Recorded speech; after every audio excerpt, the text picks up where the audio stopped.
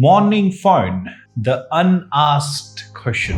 I want you to think about this morning. The moment you woke up, before you said a word to anyone, before you stood up, what was the first thing you reached for? For the most people, it's the phone. And I'm not going to tell you what's wrong. I'm going to tell you something more important. That movement, the first 5 minutes of consciousness, is a neuroplasticity program.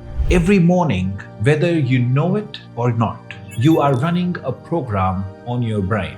You are shaping it, wiring it, training it. The question is, what are you training it to do?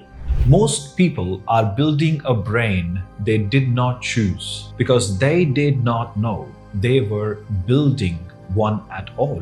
This episode changes that. This is episode 5 of the 0600 protocol. This is the architecture frame. The lie we were told about the brain and the truth. For most of the 20th century, we believed something about the brain that turned out to be completely false. We believed that after childhood, the brain was fixed, that the structure was set, the wiring was done, that after a certain age, the only thing the brain could do was slowly lose what it had. This belief shaped how we designed schools, how we treated adults who struggled to learn, how we responded to people who suffered brain damage. It shaped the entire way we thought about human potential. It was wrong. What research has shown us in the last 25 years is that the brain can and does change throughout our entire life. Every time we learn a new fact, a new skill, or a new pattern, our brain physically changes. This is called neuroplasticity, and it is not a metaphor. It is not a motivational concept. It is a biological fact. Neuroplasticity, the brain's ability to recognize itself structurally and functionally in a response to behavior, experience, and thought. It is happening right now in you as you watch this. Even when you are at rest and thinking of nothing, your brain is not silent. It is active. It is processing and it is changing. The brain you wake up with tomorrow will be physically different from the brain you woke up with today. The question always is in which direction. Now, we will discuss 3 ways your brain actually changes made human, not science. Now, there are 3 ways the brain changes to support learning. And understanding these will change how you think about every habit, every struggle, and every morning. Mechanism 1, chemical, fast short-term, the spark. When you learn or experience something, your brain increases chemical signaling between neurons. This is fast. It can happen within a session. It's why you feel like you got it. The flow of learning a new skill. The rush of a new idea, but it's fragile. Sleep on it without reinforcing it. And by morning, the chemical surge has faded. The learning feels gone. This is not failure. This is biology telling you go deeper. Mechanism 2, structural, slow, long-term, the permanent change. When behavior is repeated with enough depth and difficulty, the brain begins to physically alter the connections between neurons. The structure of the brain changes. This takes time, but this is the change that sticks. This is long-term memory. This is the skill that doesn't disappear overnight. This is the person who practiced the piano until it lived in the body. Not just the mind, structure takes longer. But structure is what you are building towards. Mechanism 3, functional, ongoing, network level, the identity shift. As you repeatedly use a brain region, it becomes more excitable, easier to activate, faster to respond, and over time, full networks of brain activity shifts. The brain stops treating a skill as something you do and start treating it as something you are. This is the point where a behavior stops being effortful and starts being automatic. This is where identity lives, not in your intentions, in your practiced, activated, structurally altered neural networks. Chemical, structural, functional. 3 layers working together, all responding to one thing: your behavior. What you do, what you practice, what you repeat, that and only that is the primary driver of change in your brain. Now let's discuss the modern problem, what your current behaviors are building. Now here is the part that most people do not want to hear. Neuroplasticity works in both directions. It can build you and it can unmake you. The brain is being shaped by everything you do. And also, this is the part that is easy to miss. By everything you do not do. The behavior you avoid shapes your brain as much as the behavior you practice. Think about anxiety. Anxiety is not just a feeling. It is practiced neural pathway. Every time your brain runs the anxiety response, checks the email before the day begins, scrolls through other people's highlight reels before forming a single thought of its own, rehearses the worst case before it has even happened, it is strengthening that pathway, making it faster, more accurate, and more structural. You're not a person who has anxiety. You have a brain that has been trained in the direction of anxiety by behavior, by repetition, by the morning programs you have been running. Same with focus. The research is now very clear. The ability to sustain deep attention is a neural capacity, and it is being systematically eroded by an environment that has been engineered to fragment it. Every time you switch from one stimulus to the next before the first one is finished, you are training your brain towards shallowness. Every time you sit with difficulty and don't reach for the phone, you are training your brain towards depth.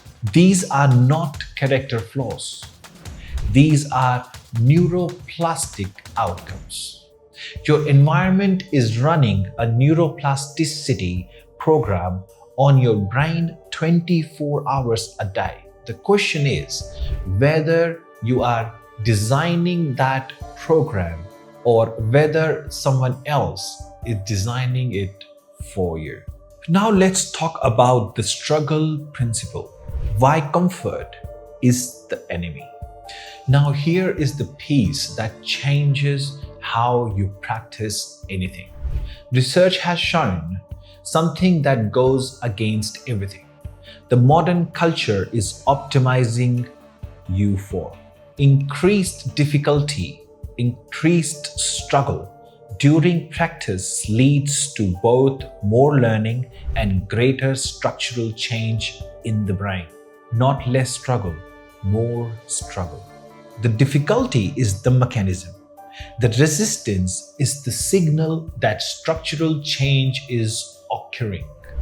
The discomfort you feel when something is hard is not evidence that you should stop. It is evidence that you are in the zone where the brain actually changes. Think about what this means for your life right now. Every algorithm on every platform you use is designed to reduce friction, to make the next thing easier to reach than the last, to make your attention flow with the little resistance as possible. And that frictionless experience is neurologically the worst possible environment for growth. Easy is comfortable, but easy does not build structure. Easy produces chemical change, fast but temporary. Struggle produces structural change, slow yet permanent. Comfortable brain, building brain, frictionless scrolling, sitting with one hard thing, skipping the difficult chapter, returning to what you don't yet understand, filling silence with noise, staying in discomfort of silence, switching when bored, sustaining past the boredom threshold, reward before effort, effort as a reward itself. This is not about suffering. It is about understanding what actually builds a brain and choosing consciously to step forward it. Your brain is not their brain. Know the difference. One more thing, and this one is important. There is no single formula for how brains change. The research is very clear on this. Neuroplasticity is highly variable from person to person. The popular idea that it takes 10,000 hours to master a skill is not that simple.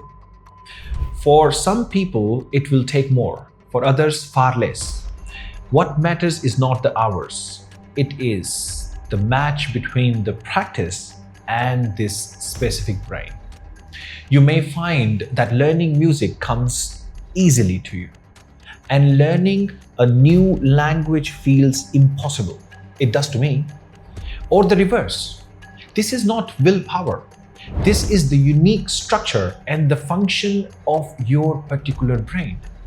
The same applies to your morning, and same applies to the 0600 protocol. The goal is not to follow someone else's program. The goal is to understand your brain and design your practice around how it actually changes. Study yourself as serious as you study anything else. What states produce your best learning? What time of the day does your attention run deepest? What kind of struggle sharpens you versus drains you? These are not self-help questions. These are neuroscience questions. And only you have the data to answer them. So let's bring this back to this morning. In previous episodes, we established that you are energy in a pattern, dynamic, not static, a wave in the ocean. After that, in the episode, we established that the inner world is that dynamic energy made personal. Your desire, your wants, your hunger, your power. And in this episode, we have established the mechanism. Your brain is physically changing based on your behavior. Right now, every day, in both directions. And the first behavior of the day sets the chemical and neurological tone for everything that follows.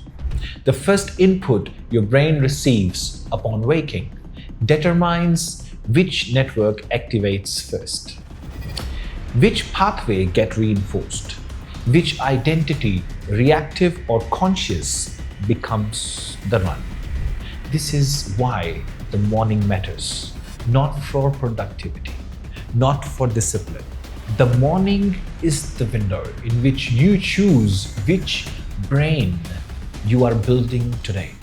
Before the world runs its program on you, you have a few minutes to run your own. The 0600 protocol is not a routine. It is a daily act of neurological authorship. It is the practice of meeting your energy, your inner world, before the outer world teaches it what it becomes. The full architecture, how to do this precisely, element by element, sequence by sequence, is the code. This is not self-help. This is neuroscience applied to your one irreplaceable morning. This is the code. See you at sunrise. Go start your day.